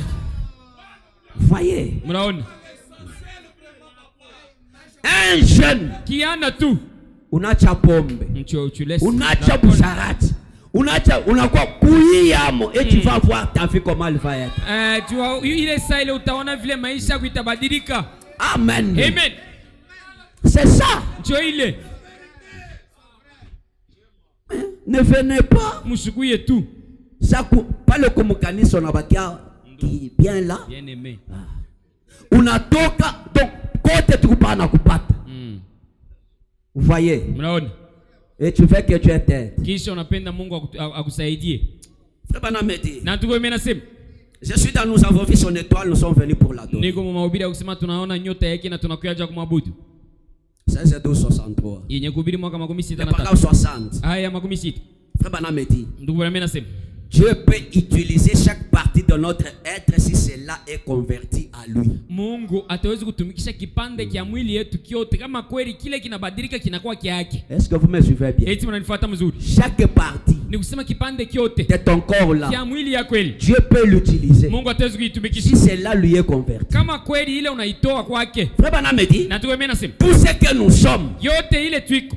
Quand c'est entièrement remis entre les mains de Dieu, kama ni yenye kutolewa vile vile mikono yake, et converti à son service, na yenye kuweka kukazi yake, il peut nous utiliser par des songes. Pale sasa Mungu ataweza kututumikisha kupitia ndoto. Il peut utiliser notre parler. Ataweza kutumikisha kusema kwetu. Il peut utiliser tous nos sens. Ataweza kutumikisha vile vile maneno yetu yote. Amen. Amen. Quand tout ce que nous sommes est converti à Dieu, wakati biote bile tuiko binakuwa benye kubadilisha kwa Mungu, alors Dieu peut utiliser cela. Pale sasa Mungu ataweza kutumikisha ile. Maintenant pose la question. Croyez-vous cela? Naamini ile. Tout. Biote. Amen. Amen. Vous voyez? Unaona? Quand tu es converti, il peut utiliser cela. Wakati biote biko benye kutolewa kwa Mungu, pale Mungu ataweza kutumikisha. Na tuko mimi nasema. Quand tout notre être converti, wakati mtu wetu wote, alors les chrétiens peuvent aujourd'hui avoir des songes spirituels. Pale sasa Bakristo wataweza kuwa na mandoto ya kiroho. Qui peuvent avoir un sens. Ni kusema mandoto ile itaweza kuwa na masikilizo moyo hivi. Qui peuvent leur annoncer des choses. Ni kusema itaweza kubatangazia kitu fulani. Nous savons que c'est la vérité. Na tunajua sema ni ukweli. Écoutez. Msikieni. Un chrétien. Mkristo. Rien ne peut lui arriver sans que Dieu ne lui révèle ça. Hakuna kitu hataki mwa kile kitaweza kumfikia kama Mungu ashimwekee hivi peupe. C'est ce qui fait que les chrétiens ont la situation sous son contrôle. Ndio yeye inafanya sema Mkristo anakuwa na maneno yote mikono yake. Le diable prépare quelque chose. Shetani anakuwa inatengeneza kitu fulani. Dieu utilise tes yeux, tu vois ça. Mungu anatumikisha macho yako pale unaiona. Tu pries et cela est anéanti. Unaomba na bila sasa inamalizika. C'est ça être un chrétien. Ndio kuya Mkristo kule. Mkristo na wa shetani anakufuchamia unatoka hivi anakubamba. Ni ashakufuchama ushakumona. C'est comme ça. Ndio ile. Vous voyez? Mnaona? Et Dieu peut utiliser toutes les parties de nos corps. Na Mungu ataweza kutumikisha vipande vyote vya mwili yetu. Si cela lui est consacré. Kama ile vya kweli kwenye kumtolewa. Amen. Amen. Vous savez. Mnajua? On a pas chrétien ba pasa ça ba Android banachana na ba ima brochure yetu ya. Kuna hiyo wewe. Ya mapapier hii. Ata ba prédicateur ba Android ba lo. Banachana la wazabai. Non, je vais parler sur le Saint-Esprit, on a cliqué Saint-Esprit, on a chakula ma citation, on a prêcher. Tu as médité quand? Tu as lu quand? Tu as prié quand? Na kuomba kwenye unaomba saka ni. Voyez mes frères. Mnaona bandugu yangu. Frère Branham me dit. Na ndugu mimi nasema. Dieu est capable de nous montrer des événements futurs. Mungu yuko na uwezo wa kutuonesha maneno ijayo. Nous sommes le corps de Dieu. Tuko shiaba ni mwili au mili ya Mungu. Des choses comme ça qui veulent se voir. Bintu bya vile binapenda kurionesha. Dieu nous les fait montrer. Mungu kwanza anatuonesha hayo kwanza. Mnaona? Un songe spirituel qui est interprété. Ndoto ya kiroho yenye kutafsiri. Correctement interprété. Vile vile muukweli yenye kutafsiri. C'est la même chose qu'une vision. Ni kitu kimoamoa vile vile na onyo. Amen. Amen. Quand quelqu'un voit un songe et que ce songe-là devient réel, c'est une vision. Vous voyez mes frères. Frère Branham me dit, c'est quoi une vision? C'est l'annonce des événements futurs. Elle annonce un événement avant qu'il arrive. Et c'est ainsi que Dieu a toujours confirmé si c'est vrai ou pas. Un homme dans l'Ancien Testament était censé être prophète si ce qu'il disait arrivait. Alors on savait que si cet homme disait une chose, cela arrivait toujours. Eh bien, cet homme ne recevait pas l'imposition des mains ou d'une poignée de main pour avoir un don.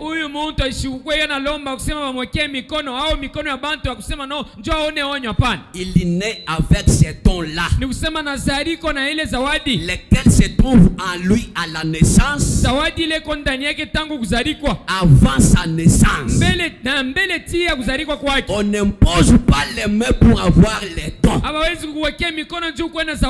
Vous êtes né avec ça.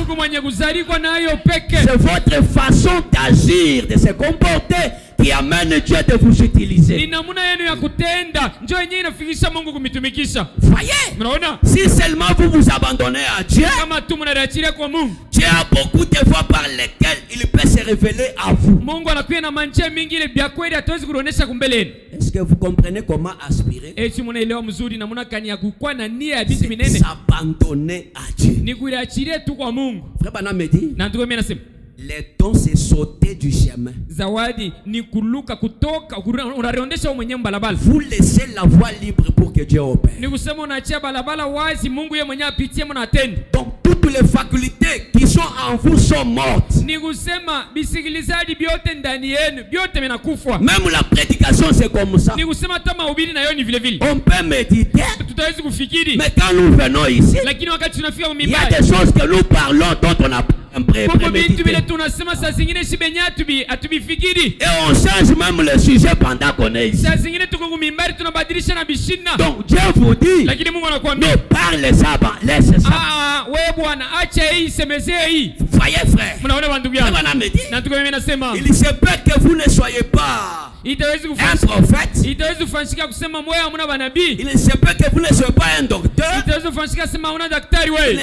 Il se peut que vous ne soyez pas un enseignant de l'école de dimanche.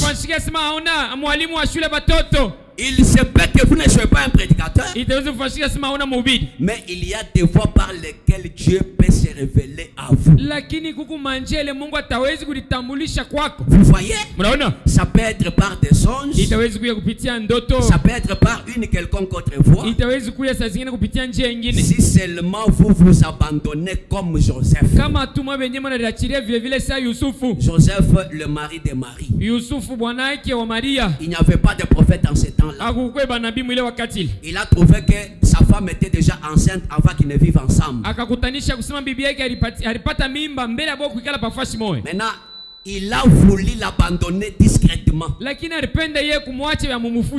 Frère Branham me dit, il était un homme juste. il n'y avait pas de prophète. Hakukuwa manabii. Et Dieu l'a utilisé pour se révéler à lui. Lakini Mungu anamtumikisha njoo kulitambulisha kwake. Pour lui dire, njoo kumwambia, n'abandonne pas ta femme. Usiache bibi yako. La grossesse qu'elle a vient du Saint-Esprit. Mimba ile kuna inatokea kwa Roho Mtakatifu. Parce qu'il était un homme abandonné à Dieu. Kwa sababu alikuwa mtu mwenye kuachilia kwa Mungu. Il était un homme juste. Alikuwa mtu wa haki. Il est le même Dieu ce matin. Eko Mungu moja moja. Si vous vous abandonnez, kama kweli mnarejea, Dieu là se révèle à vous. Ule Mungu la tarionesha kwenu. Amen. Amen. Vous savez, Dieu Mungu est puissant. Eko uwezo. Je me rappelle, il y a un prédicateur qui était venu à Luputa au Mwenedit comme ça. Nakumbuka mhubiri mmoja alikuwa inatokea vile vile shiwe kani ku Mwenedit au ku Luputa. Il prêchait, je pense c'était à Kipush. Alikuwa inahubiri na waziri alikuwa ni kukupu. Lui ne connaissait pas les Swahili. Yeye alikuwa ashikujua Swahili. Maintenant pendant qu'il prêchait, sasa wakati alikuwa inahubiri, pendant que l'église était abandonnée à la prédication, wakati ile kanisa ilikuwa yenye kujarchilia kwa mahubiri. Maintenant, comme les motos sont là derrière et à l'extérieur, un voleur est venu pour voler la moto. Une sœur dans l'église commence à parler. Oh, pique, pas pique. Anaanza kusema la moto, na volé une moto. Maintenant lui il pose la question, pique c'est quoi? Yeye mwenyewe anaanza kuliswali, piki ndio kusema. On dit qu'on vole la moto là derrière. À l'extérieur. Banamwambia sema pale nje wewe unaiba tukutuku kile. Quand on sort, on attrape le voleur en train de voler. Na wakati wanatoka banapata kweli mwisho anaiba tukutuku. Amen. Amen. Vous êtes les yeux de Dieu. Moko ni macho ya Mungu. Amen. Amen. Donc parfois nous sommes ici, on nous vole là derrière. Nous avons aussi notre faute là-dedans. Lakini hata hivi tuko hapa tunashtuka moto yetu banaiba pale nje. Unasema tuko na nkosa yetu mwile mambo. Faut que quand quelqu'un vient, kwa sababu inalomba wakati mtu anakuja, prend le jet de quelqu'un ici et voit cela. Mungu anabeba macho fulani hapa na anaona hili. Vos yeux vous les avez donnés à qui? Macho yenu mnaitoa kwa nani? Voyez mes frères. Mnaona bandugu yangu. Frère Branham me dit. Na ndugu mimi nasema, je suis dans les dons de Dieu, trouve toujours leur place. Niko mumawili ya kusema mazawadi ya Mungu inapataka paka fashi hai. Les dons de Dieu. Mazawadi ya Mungu yo. Ça ne peut pas manquer de place. Haiwezi kupusa fashi ya kuikalia. Ça trouve toujours des places. Inakutanisha paka fashi. Ça trouve toujours. Inakutanisha inapata paka fashi. Frère Branham me dit. Na ndugu mimi nasema, au paragraphe 35. Kwa ya 35. C'est très étrange ici la manière dont Dieu. Lakini hapa ni ya kushangaisha kusema namna ile Mungu. Par une voie secondaire. Kupitia njia ya pili.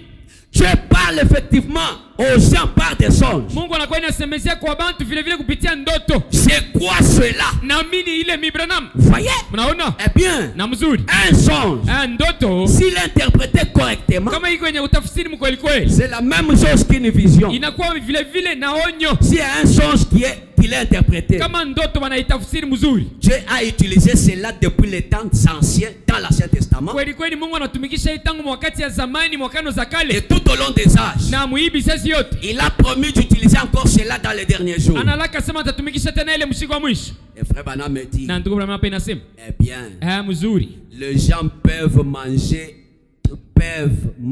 trop ainsi de suite et attraper des cauchemars.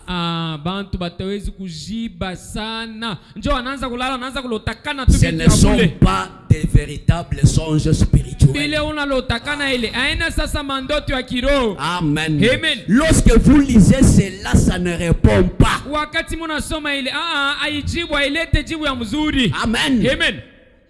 Leta kindoto kimoya unakiangira mbulefu akina na donc sœur ou bien frère alala wa kujipa donc quand unalala wa kujipa Mungu asitasemezenaka na wewe ndio unalala wa kujipa unalota kujipa ndio nakuwa na ndoto yako ya kujipa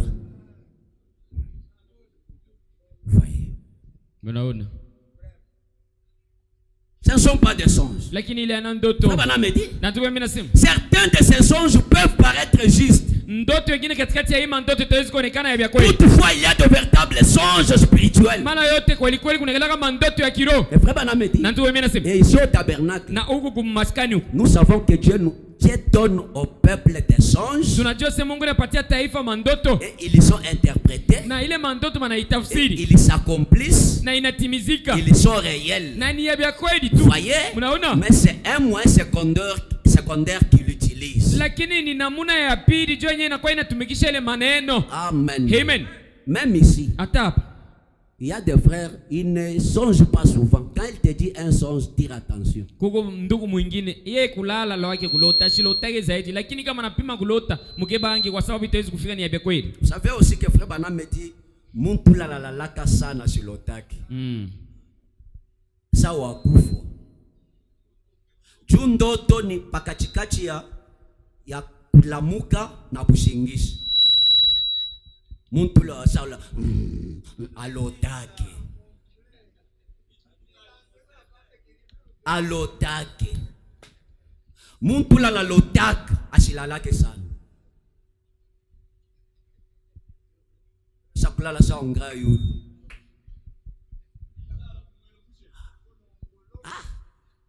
Unafaa concurrence na bafu ni mambo gani? Un chrétien c'est un soldat, ne dort pas comme ça. Mukristo ni askari asiwezi kulala vile.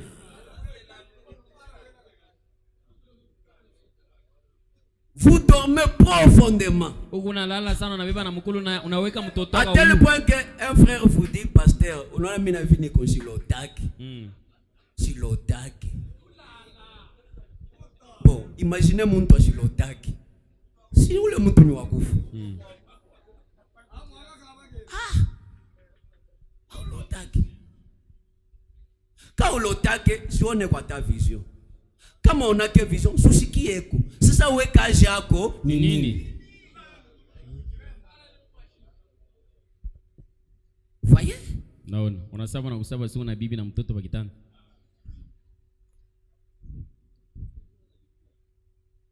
Anaweza kuweka na kulala na pakichwa mtoto. Ana takule. Frère Bana me dit, il y a un homme qui peut allumer la lumière. Le Proverbe 54. Dieu a traité au moyen des songes avec des gens. Frère Bana me dit, les songes c'est quelque chose de secondaire. J'insiste toujours secondaire. Ndoto ndio mimi nasema ni kitu kia pili. Ni una kaza hapo unasema ni mambo ya pili au nje ya pili. Lorsque nous allons commencer à revenir, vous allez comprendre. Wakati ile tutaanza kurudilia hapo mteleo mzuri. C'est un moyen secondaire par lequel Dieu travaille. Ni namna ya pili kupitia ile Mungu inakuwa inatumika. Certains peuvent avoir des rêves qui n'ont aucune signification. Wengine wataweza kuwa na mandoto, wengine unapenda kuifafanusha hawezi. Amen. Amen. Parce que il y a les songes de Dieu. Kwa sababu kuna mandoto ya Mungu. Il y a les songes du diable. Kuna mandoto nayo ya shetani. Il y a aussi les songes de vous-même. Kuna kuwa na mandoto yenu mwe benyewe. Ce que vous avez traversé toute la journée. Ni usema bila urupitia mushiku mushima. Vous dormez comme ça, vous commencez à le vivre. Unalala hivi unaanza kubilota sasa vile vya muyo bili. Là c'est vous. Ile sasa ni wewe mwenyewe. Il y a aussi un autre songe là que le diable vient vous donner. Kuko ndoto nyingine nayo ni shetani anakuwa anakupatia hayo. Vous regardez, vous dites que ça c'est le diable. Unaangalia huyu ni shetani huyu. Il y a aussi un songe que Dieu aussi vous donne. Kuko ndoto nyingine nayo ni Mungu tu anakupatia hayo. Vous mettez cela à la lumière de la parole, vous voyez que Dieu a parlé.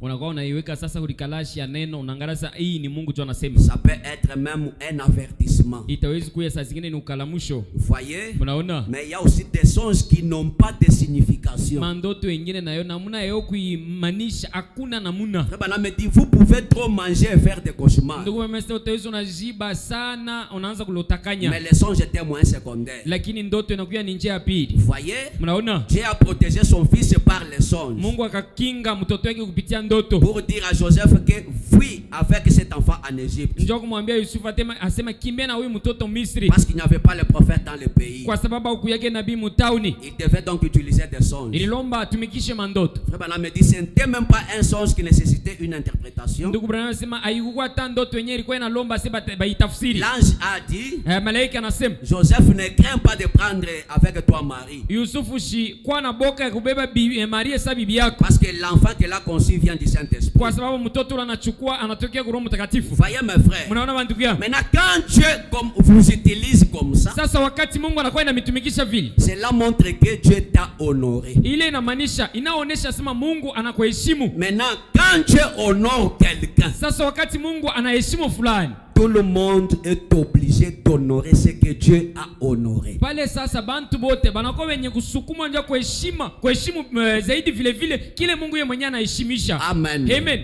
Parce que quand tu déshonores ce que Dieu honore, tu auras des problèmes avec elle. Kwa sababu wakati ule una zarau kile Mungu yeye mwenyewe anakuwa inapatia heshima, ni kusema pale sasa unasema tu ne béniras jamais ce que Dieu a maudit. Ni kusema huwezi kubariki vile vile kile Mungu yeye mwenyewe analaani. Tu ne maudiras jamais ce que Dieu a béni. Hawezi kulaani vile vile kile Mungu yeye mwenyewe anabariki. Ce que Dieu a honoré est honoré. Kile Mungu anapatia bei, kinapatiwa bei vile vile. Frère Branham me dit. Na ndio mimi nasema hivi. Dans le début et la fin de la dispensation des gentils. Mahubiri ya kusema mwanzo na mwisho ya kazi ya bantu wa mataifa. Le paragraphe 43. Aya 43. Frère Branham me dit regardez. Ndio nimesema mtazame. Lorsque Nabucodonosor est mort. Wakati Nabucodonosor anakufa. Son fils lui a succédé. Mtoto wake anamrudilia. Il était plus méchant que son père. Lakini alikuwa mtu mbaya kushindia babake. Il dit au cours d'une soirée. Unasema magharibi moja. Ils avaient organisé une fête. Balitengeneza karamu fulani. Suivez-moi très bien. Munifuate vizuri. Ils avaient invité tous leurs juges, leurs officiers. Baralika sasa bantu yabo makaji bote balibalika. À prendre part à une très grande fête. Juba kweba bechike na yo kuile karamu munene ile balitengeneza. Pour fêter. Njoo kufanya karamu. Pendant qu'ils festoyaient. Mwakati ile balikuwa bena fanya feti. Et qu'ils allèrent demander qu'on leur apporte les vases sacrés de Dieu. Na pale bakalomba sasa babalete sasa mavyombo ya vyombo takatifu ya Mungu. Juste pour se moquer de Dieu. Juba pate kuchekelea Mungu. Et boire du vin en honneur de leur Dieu. Na vile vile balikuwa bena kunywa mvinyo kupitia heshima au kuheshimia ba Mungu Baba. Dans les vases de l'Éternel. Mu mavazi ya wa milele. Et frère Branham me dit. Na ndio mimi nasema il est permis à un homme d'aller jusqu'à un certain point. Inaruhusiwa kwa mtu jua kwenda timu nukta fulani. Mais il existe néanmoins une ligne de démarcation entre la vie et la mort. Lakini kukwako tu fashi mwa mustari moja kusema hapa njoo mwisho ya uzima au bubai bule unafanya. Amen. Amen. Dieu peut supporter. Mungu ataweza kuvumilia.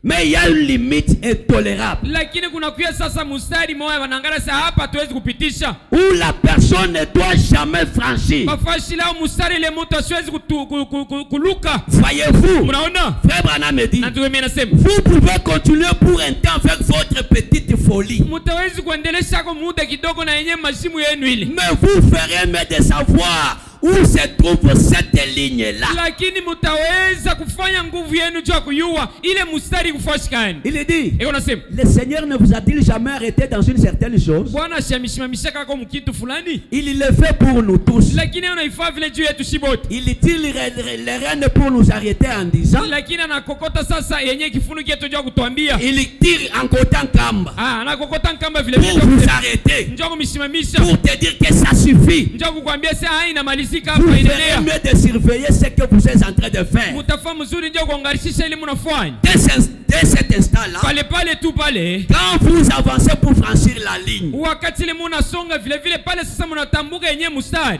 Dieu ne fait que vous avertir. Mungu pekee ekupa na mikalamusha. Tu peux aller. Utaweza kwenda jusqu'à un certain point. Na fashi moja hivi.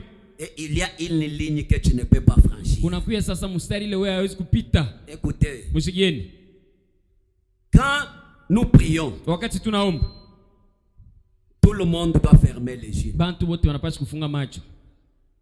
Donc celui qui a ses yeux grandement ouverts, ni kusema ule kuna macho yenye kufungula vile vile, il peut parfois être un nouveau. Sasa zingine atawezi kuya mtu mgeni. C'est ce que je crois. Njoo ile ninaamini. Mais quelqu'un d'ici qui connaît la parole, lakini mtu wa hapa anajua neno, qui a les yeux grandement ouverts, ule kuna macho ya kufungula vile vile munene vile, au moins qu'il soit sorcier. Kutosha kwa kwe saa zingine mulozi. Voyez. Mnaona? Et si vous êtes un visiteur, na kama uko mgeni, quand nous prions, nos yeux sont ouverts. Wakati ile tunaomba macho yetu na kufunga. Quand un message est donné, nos yeux sont ouverts. Wakati et sont fermés. Wakati manaleta mjumbe fulani, tunafunga macho yetu. Nous prions, nos yeux sont fermés. Tunaomba macho yetu ya kufunga. C'est un temps de respect. Ni wakati moya heshima. Et quand nous prions, na wakati tunaomba, nous chassons les mauvais esprits. Tunaandama mampepo mchafu. Ça entre dans les personnes irrespectueuses. Unaingia mumachi mubantu bale bashibu heshima. Jo Paulo nestoka mkanisa na kichwa kiko na kuma. Unatoka na kimpepo kile tukufukusha hapo. Kwa kushinda adabu kinakulamata. Unatoka hapa pakulamuka kivuno kimpepo kisha kulamata. Frère Branham me dit, ndugu Branham nasema, c'est un temps de beaucoup de respect. Ni wakati ile tunapaswa kuwa na heshima mingi. Dans l'écriture sur la muraille, mwanjiko pa Kibumbashi, 8 janvier 58, yenye kuhubiri mwaka 58 41, aya ya 41, ils ont dit, na banasema, descendons chercher des vases de ces exalités là. Paifashi tunatafuta sasa yenye vyombo ile ya buchafu ile. Ya pale bapendelevu. Ile bapendelevu bali. Voyez? Unaona? Amenez-le ici. Lakini muilete hapa. Et ayons une bonne plaisanterie à ce sujet. Na tuwe sasa na kuchekelea kuzuri kwa hii mama. Frère Branham me dit, na tuwe mimi nasema, Dieu ne permet pas que le pécheur se moque de son peuple. Mungu asiwezi kuruhusu sasa batenda dhambi bachekelee batoto yake. Amen. Amen. Dieu Mungu ne permet pas que le pécheur se moque de son peuple. Asiwezi kuruhusu asema batenda dhambi bachekelee taifa yake. Vous payerez cela un jour. Mutaripaka njia ile siku moja. Amen. Amen. Dieu ne permet pas ça. Mungu asiwezi kuruhusu na asiruhusu ile. Frère Branham me dit, na tuwe mimi nasema, cela est très typique aujourd'hui. Paragraphe 47. Kwa ya 47. C'est très typique ce qui se passe aujourd'hui. Ni usema ile unapitikana leo.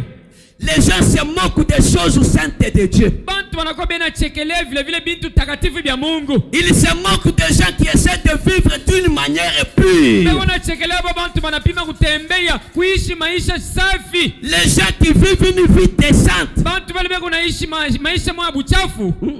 Maisha mzuri. Voyez? Unaona? Une vie droite. Ni kusema maisha kunyoloka. Ils les appellent les démodés. Beko na maita sema hao bantu waishi mambo ya leo. Exalité ou quelqu'un autre scandaleux. Au manjina moja hivi ya mubaya ile bena batwanga. Ils appellent le don du Seigneur qu'il accomplit les œuvres d'un esprit impur. Na wakati matendo ya zawadi ya Mungu inatendeka, bwana unasema hii ni matendo au matokeo ya Ils appellent ça comme des démons. Bwana ita ile sema ni mandemoni. Comment pouvez-vous échapper au jugement? Na muna kani mtawezi kuepuka kuhukumu? Parce que quand quelqu'un, Dieu parle au travers de lui. Kwa sababu wakati Mungu anamsemezea, premièrement, il mène une vie pure. Kwanza unaishi maisha motakatifu. Il se sanctifie. Yeye mwenyewe anatakasa. Mais toi, lakini wewe, tu fumes. Wewe unafuta. Tu bois. Wewe unakunywa. Parfois un voleur. Sasa singine kumuishi. Voyez? Un escroc. Ni kusema mwenyewe sasa singine il y a une fille de Dieu. Lakini mtoto mwanamke wa Mungu. Un fils de Dieu. Mtoto mwanaume wa Mungu. Il a prié toute la nuit. Unaomba usiku mzima. Il a jeûné toute la nuit. Unafunga chakula usiku mzima. Au travers de qui Dieu parle. Kupitia ya Mungu anasemezea. Mais tu commences à parler à Mungu. Lakini unaanza kusema vibaya kwake. Voyez? Unaona? Tu vas payer. Wewe utalipa. C'est une mise en garde. Lakini ile sasa beko na mikebesha ange. Mnaona? Inakuwa tutafute fanya hivi paka ye mène une vie pure, Dieu va t'utiliser. Isha maisha mo safi, Mungu atakutumikisha. Amen. Amen. Quand Dieu parle, wakati Mungu anasema, quand Dieu honore, wakati Mungu anaheshimu, vous devez honorer ce que Dieu honore. Mnapaswa na mweko heshimia kile vile vile kile Mungu mwenyewe anapatia bei. Amen. Amen. Un serviteur de Dieu, mtendakazi wa Mungu, même si c'est ton fils, hata kama ni mtoto yako, il est un serviteur de Dieu. ego paka mtendakazi wa Mungu. Amen. Amen. Même s'il ne connaît pas, même s'il vous prêche, il dit les mamans, la papa, ce n'est pas votre problème. Ni kusema hata kama shibijio lake kusema kimombo, anasema hiki anatosha yako anaweka. Muhimu muheshimie ni mtumishi. Malgré ce manque d'instruction là, Dieu l'a honoré. Ingao kushinda kufunza kwake kule asikufunze, Mungu anamheshimu, anamnyanyula. Toi avec ton français là. Wewe na yenye kimombo kyako ya kujua hili. Pourquoi Dieu ne t'a pas fait son serviteur? Na ile yenye buza ya kujua nini Mungu sasa sikufanyisha. Est-ce que Dieu commet l'erreur? Eti Mungu anatendanga nkosa. Il ne commet jamais l'erreur. Mungu asitendanga nkosa kamwe. Ne corrigez pas Dieu. Lakini mshinyoloshe Mungu hapana. Amen. Amen. Donc ce que Dieu fait honorer cela. Ni usema kile Mungu yeye unafanya mwe mkiheshimu. Frère Branham me dit, na ndio mimi nasema, si tu ne peux pas honorer la personne pour ce qu'elle est, honore même le travail que la personne fait. Kama huwezi kuheshimu mtu jua kile eko, heshimia hata kazi ile unafanya, mheshimie kupitia ile. Amen. Amen. C'est ça mes frères. Ndio ile bandu yangu. Donc parce que frère Branham nous a dit, s'il faut que nous voyons la présence de Dieu, soyons unis et respectueux. Kwa sababu ndio mmesaka tunapenda kuona uwezo wa Mungu, tuko wenye kusanika, tuko mkimoya na tuko na heshima. Mais s'il y a des personnes à respecter, ce sont les sœurs qui se respectent. Lakini kama kuku bantu ba kuheshimia, shini badada wale wanaheshimia. Les frères qui se respectent. Bandugu wale wanaheshimia. Ce sont les gens à beaucoup honorer. Ndio bantu wale tunapaswa kuheshimu kabisa. Nous devons avoir un respect mutuel parmi nous ici. Tunapaswa kuwa na heshima ya huyu anaheshimia mwenzake, huyu na yeye anaheshimia mwenzake hapa tuko, mnaona? Nous ne venons pas ici pour nous montrer comment nous portons les habits. Hatukuya hapa na hapa tunakuya tukuyake je kwa kuonesha namna gani tunafanya mzuri. Voyez? Mnaona? Ce n'est pas ça. Maneno haina ile. Nous venons ici tunakuya hapa pour le salut de nos âmes. Njoo kofia manafsi yetu. Que nos vies amènent Dieu parmi nous. Maisha yetu ilete Mungu katikati yetu. C'est ça mes frères. Njoo ile bandugu yangu. Dieu Mungu honore ses enfants qui l'honorent. Heshimu watoto wake bali na mheshimia na Quand yeye. quelqu'un mène une vie pure, Wakati mtu anaisha maisha et Dieu commence à travailler par la personne, na Mungu anaanza kutumikisha ule honorer la personne, mheshimu ule mtu ule. se moquer de la personne, c'est se moquer de Dieu. Kumchekelea ule mtu ni kusema unamchekelea Mungu. Oui. Ndio. C'est ça mes frères. Njoo ile bandugu yangu. Vous devez honorer ce Dieu-là. Mnapaswa kuheshimu ule Mungu ule. Et quand vous nous honorez comme ça, Na wakati mnamupa bei vile, c'est Dieu que vous honorez. ni Mungu tu mwenyewe Et mnaheshimu Dieu na va kupata vous bei. bénir. Na pale sasa Mungu atamibariki. Amen. Amen. C'est ça mes frères. Ndio ile bandugu yangu. Même si c'est un enfant que tu as mis au monde, Hata kama ni mtoto ule wa urzal, il devient ton pasteur. anakuwa pastori wako. Tu dois l'honorer. Unapaswa kumheshimu. C'est comme ça. Ndio ile. Est-ce que vous me suivez bien? Eti mnanifuata mzuri. Oui, oui. Parce que tu peux avoir un ami Kwa sababu utaweza na rafiki yako moyo. avec qui tu montes, tu descends. Ule unapanda naye unashuka Tu ne naye. connais pas le projet qu'a Dieu avec lui. Au yeye mapo ile Mungu yuko naye. Tu commences à l'élever. Mungu anaanza Tellement kumpandisha. que tu t'es beaucoup Vile habitué. vile wewe mwenyewe ushazobeleana naye Tu sana. ne vois rien. Wewe unasema Mungu C'est ashakuanza une kubadilisha. malédiction. Ile sasa ni laana. Voyez mes frères. Unaona bandugu Donc, yangu. il faut avoir les yeux spirituels Kusema inalomba ukwe sasa na pour macho ya kiroho. regarder comment Dieu évolue avec la personne. Njoo kuona namna gani Mungu anakuwa inasonga na mtu. Amen. Amen. Tu peux avoir une sœur, ta femme spirituelle par rapport à toi. Utaweza kuwa na bibi saa zingine yeye anakuwa wa kiroho sana kushindia wewe. Mais il faut un temps là, tu lui laisses aussi la place. Lakini inalomba kwa wakati mmoja hivi unamwacha fuashi yake sasa hivi yeye mwenyewe alitaka Parce kupiga que kwa un temps là, il n'est plus ta femme. Kwa sababu wakati mmoja hivi kama anafika mwile hatua ile ana tena bibi yako hapana. Tu peux toucher à l'intouchable. Utaweza kwenda kugusa ile ya bagusa yake. Amen. Amen. Frère, la Bible dit, Biblia inasema ne touchez pas à mes oins. usiguse wapakalia bangu. Amen. Amen. Quand quelqu'un est oint de Dieu, c'est un intouchable. Wakati mtu eko mwenye kupakalia kwa Mungu ni kusema ana wa kugusa. Pourquoi tu as laissé tout le monde, il t'a seulement pris toi? Njoo nini Mungu anaacha baba watu wote na kubeba mpaka wewe. Amen. Amen. Donc Dieu a quelque chose qu'il a. Ni kusema Mungu eko na kitu fulani kila naona. Frère me dit, Na tuwe mimi nasema. je vais terminer dans quelques minutes. Mitaisha madakia kidogo hii. Je suis dans le principe de la guérison divine. Niko mu makanuni ya utunzaji ya kiroho. Opération 74. Aya 74 23-9-51. yenye kuhubiri mwaka 51. Il dit, il y a quelques soirées, Unasema kukua kwa magharibi on moja. avait loué le service d'un hypnotiseur dans une grande ville. Lakini bali Batafutaka muntu mwaule akaanza kularishana bushingisha. Sasa vini kuna ubiri. Yana kuya pala se hasta ubiri leo. Niko na mularika bushingisha. C'est ça son problème. Lakini njo kazi yake ile alikuwa nayo. Maintenant, on a loué cet homme-là pour qu'il a hypnotisé William Branham. Sasa wanambeba mtu jenda amularishe William Branham bushingishi. Il dit cet homme-là parcourait les camps militaires. Asa ule mtu alikuwa inapitia mkempi ya baskari. Et faisait aboyer les jeunes gens comme des chiens. Na ranza kufanya njo bantu manze sasa kutomboka vile vile saa imbwa. Tena foka saba imbu. Voyez? Mnaona? Il dit vous en avez entendu parler. Asema murishikia ko bena semezea ile Il maneno. dit j'étais là devant environ 12 000 personnes. Lakini nilikuwa pale katikati ya bantu saa zingine 12,000 vile. Je continuais à sentir un esprit drôle quand l'onction était là. Lakini nilikuwa ninasikia kwa mpepo moya ya mubaya wakati ile roho ya Mungu ilikuwa hapo. Amen. Amen. Vous savez, quand on est à la chair, quand nous prêchons, quand nous sentons que les choses entrent, et nous sentons aussi qu'il y a l'incrédulité quelque part. Maintenant,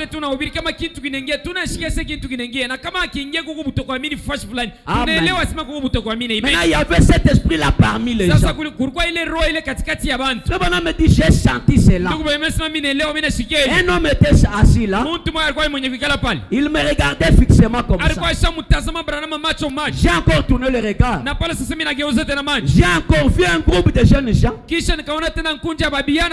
C'est dont on avait loué encore les services pour faire cela. J'ai dit, pourquoi le diable a-t-il placé dans votre cœur de faire pareille chose? Voyez, et Frère Branham me dit, avant que cet homme quitte le bâtiment, il était paralysé. Il est encore paralysé ce soir. Amen. Parce qu'il était venu dans l'église venir jouer avec Dieu. Voyez, Frère Branham me dit, j'ai cherché à chasser l'épilepsie dans l'église. Il y avait un prédicateur assis là derrière avec un groupe de membres. 28 personnes. C'est croyant. Il ne croyait pas dans la guérison divine. Je n'arrivais pas à faire partir l'esprit de cet enfant-là. Donc ton incrédulité à toi peut amener un échec. Mais Dieu ne peut pas manquer d'agir à cause de ton incrédulité. Voyez, j'ai dit, y a-t-il ici quelqu'un qui ne croit pas? J'ai regardé en arrière. J'ai dit c'est l'homme assis là en costume gris. Avec ce groupe de gens qui est avec lui. J'ai dit inclinez la tête monsieur. Et il a dit je ne suis pas obligé.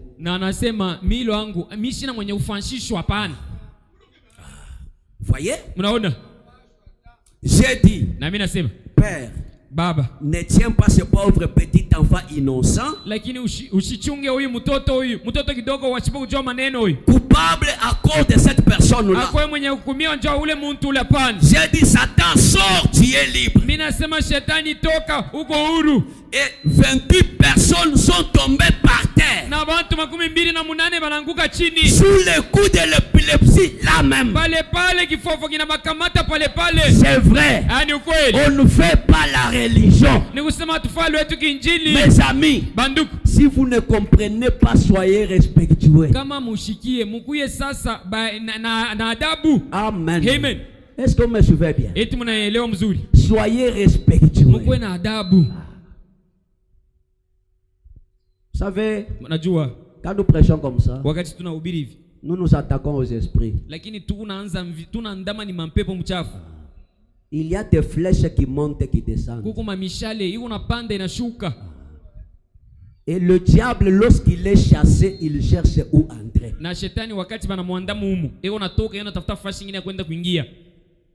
Kama na kukutosha kulala, Dieu anaingia. Vous savez, sans défense. Tuko kumvita wewe kunalala. Kajako. Frère Branham me dit, la dernière citation. Dans Adoption partie 3, partie 2. Mwile mahubiri wanatokea kusoma kipande kusema kipande ya pili. Yenye kuhubiri mwaka 50. C'est là que l'église échoue aujourd'hui. Njoo pale kanisa kuna shinda leo. Dans cette marche. Mwi maneno au mtembelei. Savez-vous que même votre conduite à vous, mnajua sema hata kuliongoza kwenu mwe benyewe peut empêcher quelqu'un d'autre d'être guéri? Itaweza kushindisha fulani kutunziwa. Ta conduite à toi. Ni kusema kulongoza kwako kule. Une mauvaise vie. Ni kusema maisha mbaya. Quelqu'un est venu malade. Mtu fulani anakuwa mgonjwa. Cherchant la guérison. Anatafuta utunzaji. Mais la mauvaise vie que tu as menée. Lakini maisha mbaya ile peut empêcher la guérison de cette personne. Itaweza kushindisha utunzaji wa ule mtu ule. Il dit c'est là où l'église échoue. Unasema njoo pale kanisa inashinda. La sainteté c'est quelque chose de plus grand dans une église. Utakatifu ni kitu kimoja kinene sana mkanisa. Voyez? Unaona? Votre inconduite, vos péchés non confessés à vous là. Ni kusema manzambi yenu ile mwebenya mutubu ile. Les croyants. Ni kusema baamini. Avec les péchés non confessés. Na manzambi ile mwebenya mutubu. Peut-être la cause d'un échec cruel pour cette église. Sasa zingine njoo yenyewe kushinda kumwa kubaya sana kwa hii kanisa hii. Les péchés non confessés. Manzambi ile mutubu. Les personnes ici innocentes. Bantu hapa bashiba kujua mambo. Qui ont prié, qui ont gêné. Les problèmes, ça ne marche pas. À cause de toi. Voyez? Il y a des frères qui ont dérangé même leur maison. Jusque-là, ils n'ont rien fait. Amen. Amen. Jusqu'à ce que tu répares cela. Amen. Amen. Ce péché-là va te hanter jusqu'à la fin de ta vie. Amen. Amen. L'incrédulité n'arrête pas Dieu. Il arrête seulement l'incrédule lui-même. Voyez, et quand vous empêchez la guérison de quelqu'un, vous serez responsable au jour du jugement. Voyez, Josué, quand il a traversé le pays, Dieu a fait la promesse. Pensez un peu. Il a combattu pendant une complète campagne. Sans perdre un homme. Sans même une égratignure. Sans qu'il y ait besoin d'une infirmière. Non. Pas besoin d'un pansement. Dieu a dit, le pays t'appartient. Va combattre. Pensez-y. Se battre pendant toute une campagne, il n'y avait pas de croix rouge dans les parages du tout. Pas de personnes blessées. Ils ont tué les Amoréens, les Étiens. Il n'y a pas un seul blessé parmi eux. Jusqu'à ce que le péché entre dans les camps. Une fois qu'Akan a pris ses manteaux de Shinéar, et c'est lengo d'or. Les a caché son campement. Et le lendemain, ils ont perdu 16 hommes. Josué a dit stop. Il y a quelque chose qui cloche. Et nous avons un Dieu de victoire en victoire. L'échec n'est pas permis dans notre camp. Pourquoi nous avons perdu ces hommes si innocents? Il y a quelque chose qui ne va pas. Si les choses ne marchent pas dans l'église, il y a un péché quelque part. Amen. L'échec n'est pas notre partage. Voyez, il a dit, nous allons publier un jeûne de 7 jours. Dieu nous a fait la promesse qu'on ne nous ferait aucun mal. Ça c'est la promesse de Dieu. Mais pourquoi le mal est entré? Dieu a fait la promesse Mungu anafanya lako que nos ennemis tomberaient à nos pieds. ya kusema maadui wataanguka kwa miguu yetu. Mais pourquoi nous nous sommes tombés? Lakini njoo nini shi Il y tunaanguka? a quelque chose qui cloche ici. Huko kitu fulani kitembea mzuri hapo. Quelque chose qui est à travers quelque part. Kitu kile kinaenda kia kupinganisha na kile shi tuko nayo. Nous avons des frères qui sont morts ici. Tuko na bandugu banakufa hapa. Pourquoi sont-ils morts? Njoo nini banakufa hapa bandugu? Ces hommes innocents. Hapa bandugu wasipokuwa maneno. Parce qu'un homme est sorti du rang. Kwa sababu mtu mwana anatoka mmusari. Mon frère, ma soeur. Ndugu mwanaume mwanamke. Est-ce que ce matin tu es sorti du rang? Eti asubuhi unatoka kwa Il y a mbalabala. des problèmes parmi les enfants de Dieu. Maneno katika cha watoto wa Mungu. Il y a des maladies. Mungu magonjwa. Est-ce que es-tu sorti du rang? Eti wewe mwenyewe unatoka mbalabala. Lorsque nous invoquons Dieu, Utapenda sasa wakati utaita que Mungu. Dieu descende et entre en Huyu scène. Mungu ashuke na anguke mkibeta. Voyez Unaona? la raison pour laquelle cet enseignement est nécessaire. Ndio kwa sababu hii sababu ya kusema hii mahubiri inakuwa ya bei kabisa. L'église Kanisa qui doit s'aligner sur la parole de Dieu. Kanisa linapaswa kuweka mstari ya neno. S'aligner avec Dieu. Kurudisha mstari na Mungu. S'aligner les uns vers les autres. Kurudia mstari pamoja kwa En wengine. marchant d'une façon parfaite et droite. Mkutembea mnamuna mwa kamili na kunyoroka. Sobrement devant tous. Kweli kweli mnamuna ya kueneana kumbele bantu bote. Dans la crainte de Dieu. Mboke ya Mungu. À cause d'un homme Njoo ya mtu qui a volé un manteau. ula riba sasa kinkochi. Qui a fait quelque chose qu'il n'aurait pas dû faire. Ula alifanya kitu kile kupasha kufanya. Ces hommes ont perdu la vie. Ni kusema bantu 16 wanakufa. Oh. Hey. Je crois que c'était 16 hommes qui sont morts. Mina akisema ilikuwa ni bantu 16 wale walikufa. Josué a dit il y a quelque chose qui cloche. Na Yoshua anasema nguo kitu fulani kila kiendeke mzuri. Dieu a fait la promesse. Mungu alilaka. Oh frère. Ndugu. Quand nous faisons venir les malades devant nous. Wakati ile tunakuisha bagonja kumbele yetu. Et qui ne sont pas guéris. Na wakati ile batunziwe. Il nous faut publier un jeûne solennel. Inalomba vile tutangaze kusema tufunge wote convoquer une assemblée. Kusema kuita mkusanyiko. Il y a quelque chose qui cloche quelque part. Uko kitu fulani kitembea fasi moja. Dieu a fait la promesse. Mungu anafanya lako. Doit tenir à cette promesse. Na Mungu anapaswa kushika ile lako. Il s'y tiendra. Ataishika kweli. Alors, japo il a publié un jeûne. Anatangaza sasa ufunga wote. Ils ont découvert. Na banavumbula. Ils ont tiré au sort et Akan a confessé. Na banakoko banafika mkuelewa ya kusema Akan na tubu. Ils ont tué Akan et sa famille. Na bakaua Akan vile vile na jamaa yake. Ils les ont brûlés. Banabachoma wote. Et ils les ont laissés là comme un monument. Lakini bakabacha vile vile saa yenyewe sanamu. Et Josué a tout simplement continué à combattre en s'emparant de tout. Na Yoshua akiendelea na kukombana na kuua vyote au wote. Sans gêne, égratignure ni blessure. Bila kilonda, bila taa kitu kimoja Quand on détruit les péchés, wakati ile tunamaliza nzambi, la victoire est là. Ni kusema ushindi kwako. Amen. Amen. Nous n'avons pas la promesse d'échouer. Hatuna na lako ya kusema tutashindwa hapana. Nous n'avons pas la promesse d'échec. Hatuna na lako ya kusema shi tutashinda kubiweza hapana. Dieu nous guérit de toutes nos maladies. Mungu anatutunza kwa malari yetu yote. Dieu nous a dit de prospérer à tous égards et d'être en bonne santé. Mungu anatuambia sisi tusonge kubiote na tukue afya njema. Mais pourquoi nous balbutions? Njoo nini shaba tupa na tangatanga? Pourquoi nous trébuchons? Njoo nini tupa na toka mbalabala? Il y a quelque chose qui ne va pas. Tunaanguka njoo nini ni kusema kitu fulani kiende. Regarde ta vie mon frère. Angara maisha yako ndugu. Regarde ta vie ma soeur. Angara maisha yako ndugu dada. Qu'est-ce qui peut empêcher cette église ici d'avancer? Nini litaweza kushindisha kanisa kwenda mbele? Ça peut être toi. Itaweza kuwa wewe sasa. Ça peut être moi. Itaweza kuwa mimi sasa zingine. Mettons-nous debout. Pendant que nous méditons sur cela. Nous n'avons pas la promesse d'échouer. Hatuna na lako ya kushinda hapana. Nous n'avons pas la promesse de tomber. Ni kusema hatuna na lako ya kuanguka. Ce sont les ennemis qui doivent tomber à nos pieds. Ni baadhi je wanapaswa kuanguka kwa miguu yetu. Ce n'est pas nous qui devons tomber devant. Aina shinjo tunapaswa kuanguka. Mon frère, ma soeur. Ndugu mwanaume mwanamke. La promesse est pour toi. Lako iko yako. Pourquoi? Njoo nini?